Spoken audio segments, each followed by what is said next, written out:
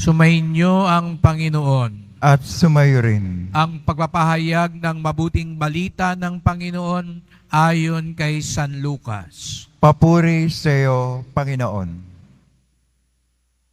Noong panahong iyon, samantalang pinag-uusapan ng mga alagad kung papaanong nakilala si Jesus sa paghahati-hati ng tinapay, si Jesus ay tumayo sa gitna nila. Sumainyo ang kapayapaan, sabi niya sa kanila. Ngunit nagulat sila at natakot sapagkat akala nila'y multo ang nasa harapan nila. Kaya't sinabi ni Jesus sa kanila, "Ano't kayo'y nagugulumihanan? Bakit nag-aalinglangan pa kayo? Tingnan ninyo ang aking kamay at paa. Ako nga ito. Hipuin ninyo ako at pagmasdan. Ang multo'y walang laman at buto, ngunit ako'y mayroon tulad ng nakikita ninyo." At pagkasabi nito, ipinakita niya sa kanila ang kanyang mga kamay at mga paa. Ngunit hindi pa rin sila makapaniwala dahil sa malaking galak at pagkamangha. Tinanong sila ni Jesus, "May makakain ba riyan?" Siya'y binigyan nila ng kaputol na isdang inihaw. Kinuha niya ito at kinain sa harapan nila. Pagkatapos sinabi sa mga alagad, "Ito ang tinutukoy ko nang sabihin ko sa inyo noong kasama pa ninyo ako. Dapat matupad ang lahat ng nasusulat tungkol sa akin sa kautusan ni Moises, sa mga aklat ng mga propeta at sa aklat ng mga awit." At binuksan niya ang kanilang mga pag-iisip upang maunawaan nila ang mga kasulatan. Sinabi niya sa kanila, "Ganito ang nasusulat, kinakailangang magbata ng hirap at mamatay ang Mesiyas at muling mabuhay sa ikatlong araw. Sa kanyang pangalan, ang pagsisisi at kapatawaran ng mga kasalanan ay dapat ipangaral sa lahat ng bansa magmula sa Jerusalem. Kayo ang mga saksi sa mga bagay na ito."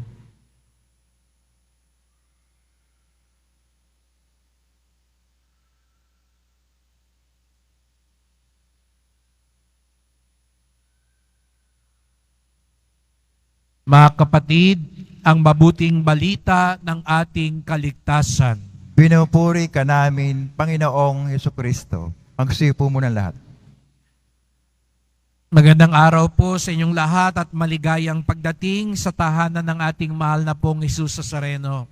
Binabati at pinagdarasal din natin ang mga may sakit, nag-aalaga sa may sakit na sa online ngayon, maging ang ating mga kababayan at mga kadeboto mula sa iba't ibang panig ng bansa, daigdig, na nais sumama ng pagdiriwang ng misa dito sa Quiapo, sa Basilica Minor at pambansang dambana ni Jesus Nazareno.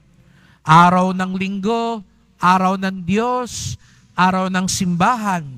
At tayo narito ngayon dahil tayo'y tinipon ng Diyos, mahal ng Diyos. Kaya't bigyan natin ng papuri, parangal at pasasalamat ang ating minamahal na Nuestro Padre Jesus Nazareno.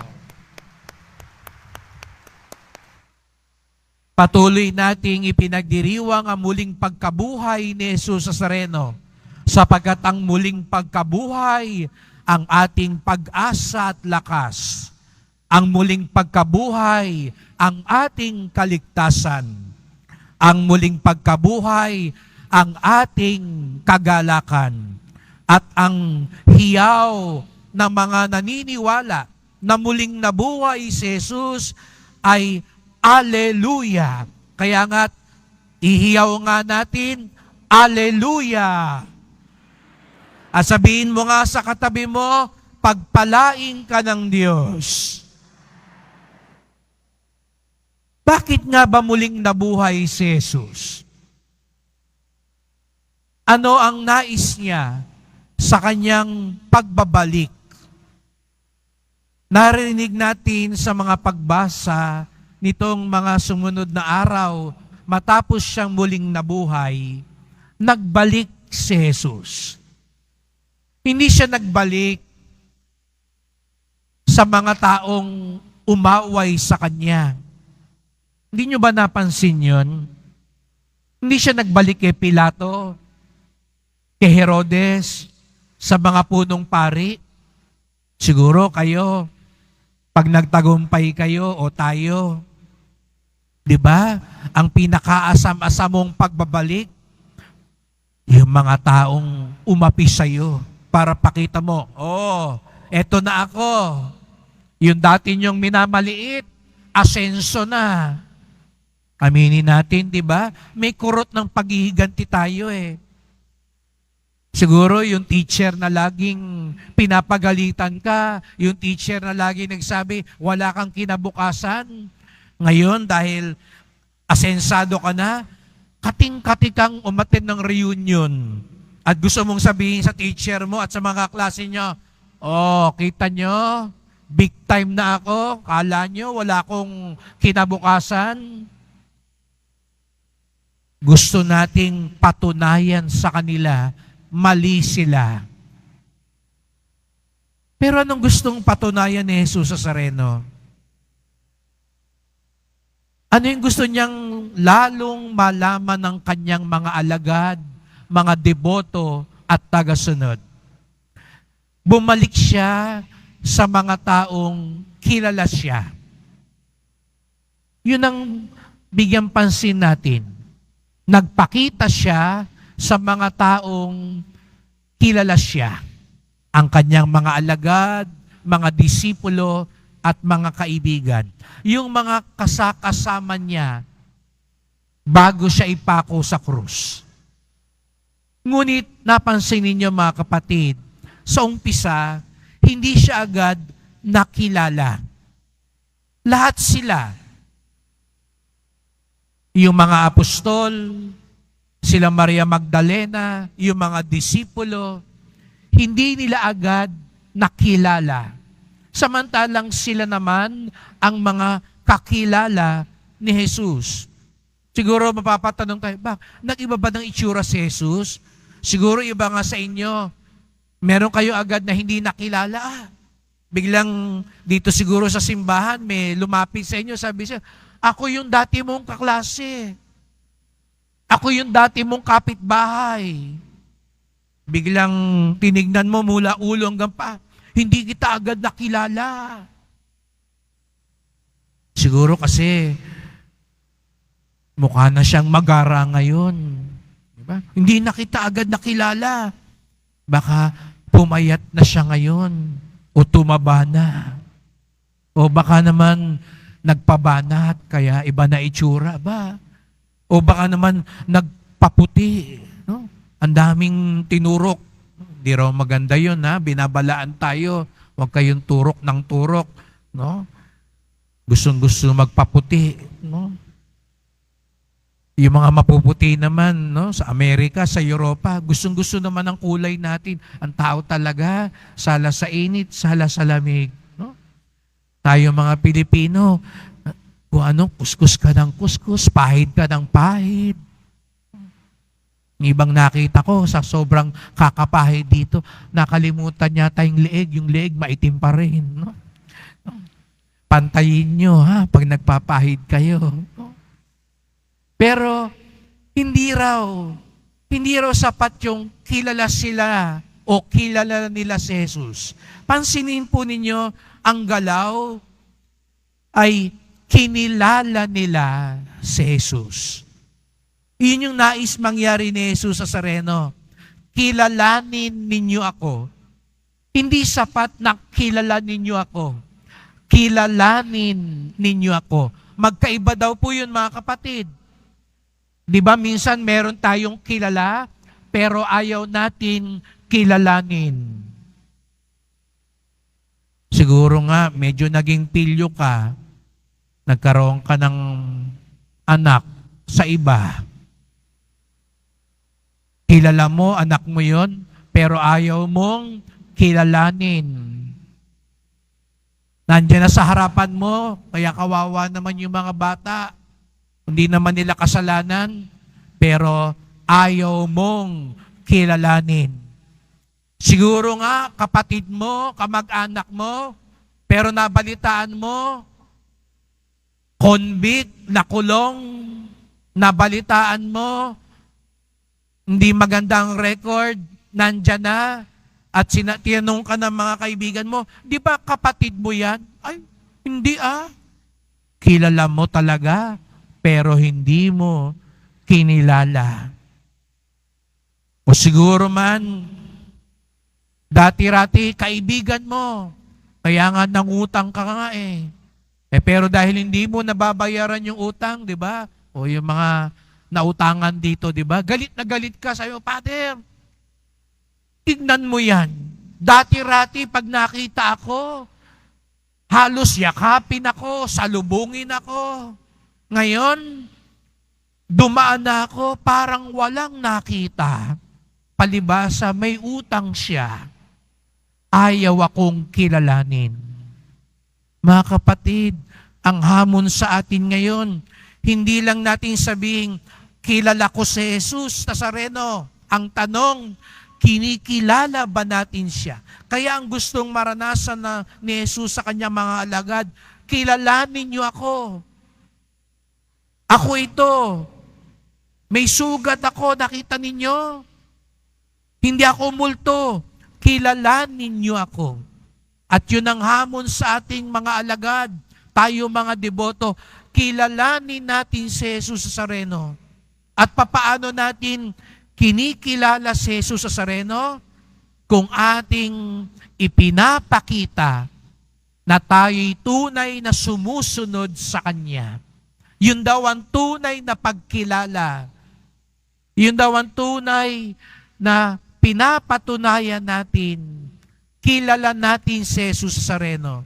Hindi lang dahil namamanata tayo, nagdedebosyon tayo, nakasuot tayo ng Nazareno, nakapurpura tayo, nagpuprosesyon tayo, namamasan tayo. Napansin ko ngayon sa social media, ang daming pasanan. Congratulations sa lahat ng mga nag-aanibersaryong mga balangay, mga samahan, mga deboto. Pero ang sumunod na tanong, pagkatapos ng debosyon, ipinapakita ba natin sa buhay natin? Di ba doon nagkulang ang mga alagad? Kilala nila si Jesus Nazareno, pero nung panahon ng kagipitan, hindi nila siya kinilala. Di po ba? Nung tinanong si Pedro, di ba kasama ka niya? Uy, hindi ah. Kamukha ko lang yun. Nung tinanong yung mga alagad, nasaan kayo? Wala silang lahat. Nag-alpasan silang lahat. Hindi nila kinilala. Kaya itong mga panahon ng muling pagkabuhay, yun yung gustong maranasan ni Jesus Nazareno. Kaya hindi siya agad nakilala.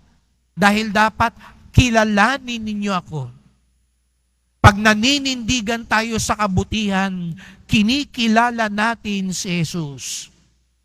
Pag nilalabanan natin ng tukso, kinikilala natin si Jesus. Pag nagpapatawad tayo, kinikilala natin si Jesus. Ito ang mga pagkakataon. Sapagkat hindi sapat na sabihin, Katoliko ako, deboto ako. Kapag dumating ang araw, papipiliin tayo. Doon ba tayo sa katotohanan o kasinungalingan? Papanig ba rin ba tayo sa kasinungalingan? Magpapalagana pa rin ba tayo ng fake news? Dahil ba kababayan natin, kaibigan natin, kamag-anak natin, kahit mali, kakampihan natin? Ito ay hindi pagpapakilala kay Jesus Nazareno. Dahil kung tunay tayong alagad niya, kung tunay natin siyang kilala, at kung tunay natin siyang kinikilala, ganun din ang buhay natin. Kaya nga sabi ni San Juan sa ikalawang pagbasa, kahit sabihin mong naniniwala ka sa Diyos, pero hindi ka sumusunod sa Diyos, sinungaling ka. hindi ka tunay na naniniwala sa Diyos. Kahit lagi mong dala yung baptismal certificate mo, kahit suot mo yung medalyon, kahit natutulog ka, naliligo ka, pero pagdating na ikaw ay maninindigan at hindi ka nanindigan, kung inaalipusta na ang Diyos, baliwala lang sa'yo, nakikitawa ka lang din, tumatahimik ka lang din, hindi mo kinikilala si Jesus. Kaya't ito yung una nating ipagdasal. Hindi lang makilala si Jesus, kung hindi kilalanin si Jesus. Sapagkat kung kinikilala natin si Jesus, hindi rin natin maiiwasan ipakilala si Jesus. Nakita niyo yung galaw? Kilala ko si Jesus, kinikilala ko si Jesus, at ipapakilala ko si Jesus. Hindi pwedeng sa'yo lang ang debosyon mo. Hindi pwedeng ikaw lang ang nagiging banal at nagiging mabuti. Kung tunay tayong deboto at alagad, ipapakilala natin si Jesus Nazareno. At ang pinakamabisang pagkilala ay ang pagpapatotoo, pagpapakilala sa kanyang kabutihan, awa at kapayapaan. Kaya nga sa bandang huli, yun ang sinabi ni Jesus Nazareno, kayo ay magiging mga saksi sa mga bagay na ito. Ano ba yung saksi? Di ba pag tinawag ka sa barangay, ikaw daw tinatawag ka maging saksi. Kinawag ka ng pulis, sabi kasi ikaw raw yung saksi dito. Ano yung ginagawa ng saksi? Kinukwento niya, pinapatotohanan niya, pinapatunayan niya. Iyon ang hamon sa atin. Patunayan natin si Jesus Nazareno, lalo na sa mga hindi pa nakakakilala sa Kanya. Kaya lagi kong sinasabi ito, lubos na kinalulugdan ni Jesus Nazareno yung mga taong nagdadala pa ng mga deboto dito. Kung lagi mong sinasabi, Father, 30 taon na ako, lagi akong nagpupunta sa Quiapo. Pero tanungin ka ni Jesus Nazareno, sa 30 taon na yan, may naisama ka ba? Hindi raw sapat yung proud na proud ka, lagi ka. Ikaw lang ang nagpupunta. Mas maganda raw, pwede mo sabihin, Father, sa 30 taong kong pagpupunta sa Quiapo, ang dami ko na ring naisama at naipakilala sa Kanya. Yun ang ipagdasal natin, ipagdasal ninyo, sapagkat ang pinakabunga, at sana hindi lang kapwa mamamasan, kapwa taga-nobena, kundi sana ang masabi natin, kapwa tagapagpakilala ang aking naidala dito. At sana magsimula yun sa pamilya natin. Nakakalungkot naman kung ilang taong ka na rito, pero ni minsan hindi mo na isama yung asawa mo, anak mo, o kapatid mo. Siguro nga sa umpisa, mahirap. O hindi sila believe. Kaya nga, kilalanin mo lalo si Jesus Nazareno. Patunayan mo lalo. Siguro, kaya nga ayaw kang samahan kasi pagbalik mo galing Quiapo, binalitaktakan mo lahat sila sa bahay. Pagkagaling mo dito sa Quiapo, pagpasok mo sa tindahan, binabago mo na yung kiluhan. Kasi may daya na. Pagbalik mo galing Quiapo, nandun ka pa lang sa kanto. Pinagmumura mo na lahat ng tao doon. Ay talagang wala kang maisasama sa Quiapo. Wala kang maipapakilala kay Jesus Nazareno. Kasi hindi mo siya talaga pa kinikilala. Kaya mga kapatid, sa misang ito, ipagdasal natin ang bawat isa. Tunay nating makilala siya. Tunay nating kilalanin siya. At tunay nating ipakilala siya. Kaya't magdasal po tayo. Mahal na pong Jesus Nazareno, muli kayong nabuhay upang ibahagi sa amin ang buhay na walang hanggan. Narito na naman po kami. Nais namin lalo kayong makilala. Kaya nga't sana po mas lalong lumalim ang aming pagdedebosyon, pag-aaral at pagtutuklas sa inyo. Nais din namin pong lalo kayong kilalanin.